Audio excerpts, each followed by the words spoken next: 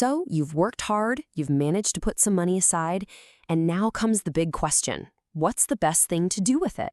It's a classic dilemma, right? And today, we're going to break it all down.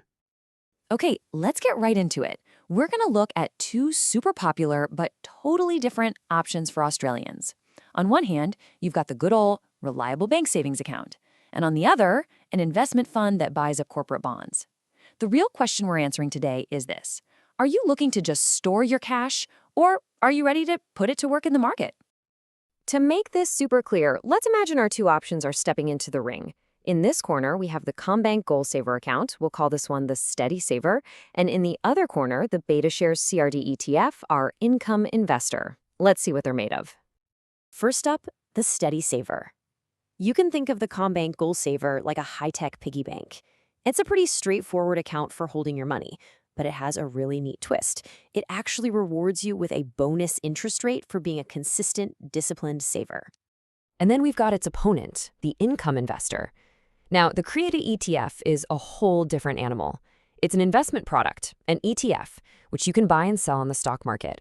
When you buy a piece of it, you're basically becoming a mini lender to a whole bunch of big, solid companies, the kind that are considered investment grade. And this slide right here really gets to the heart of it all.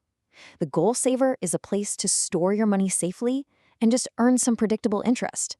The credit ETF is a way to invest your money in the market to earn income. Storing versus investing. That right there is the big difference.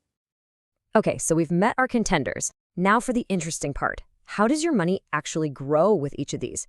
The way they generate returns for you is totally different, and it tells you pretty much everything you need to know about how they operate. So for our steady saver, the CommBank goalsaver, the big number you'll see advertised is this total variable rate of 4.25% per year. I mean, on the surface, that sounds pretty decent, right? But how do you actually get it? And here's the catch. That nice 4.25% rate, it's actually made up of a tiny standard rate and a much bigger bonus rate.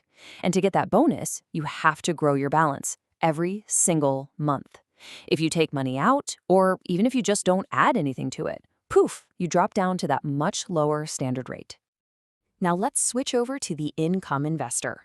The BetaShares CRED ETF is showing a 12-month distribution yield of 4.7% as of this past September. So it's a slightly higher number, but it means something completely different. Okay, so this is super important to get. This 4.7% is not a guaranteed rate like from a bank. It's a historical number. It's what the fund's collection of bonds actually paid out in income to investors every month over the last year. So it's a look backwards, not a promise for the future. You know how it goes, right? A higher potential return from an investment almost always comes with a different set of risks. And this is where these two options really go their separate ways. So let's break down the trade-offs. And this quote right here says it all. This comes straight from the BetaShares product page for CRED. It's a really honest, upfront reminder that, unlike your savings account, the value of this investment is not locked in. It can and will change. Let's put that side by side. With the goalsaver, the money you put in, your capital, is stable. $100 is always $100, plus whatever interest you earn. With the CRED ETF, the value of your investment can bounce around every single day with the market. It might be worth more than you put in, or it could be worth less. So what kind of risks are we talking about here?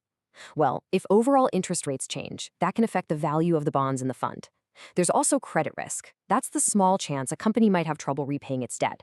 And of course, there's just general market risk that can affect pretty much all investments. Okay, so after all that, which one is right for you?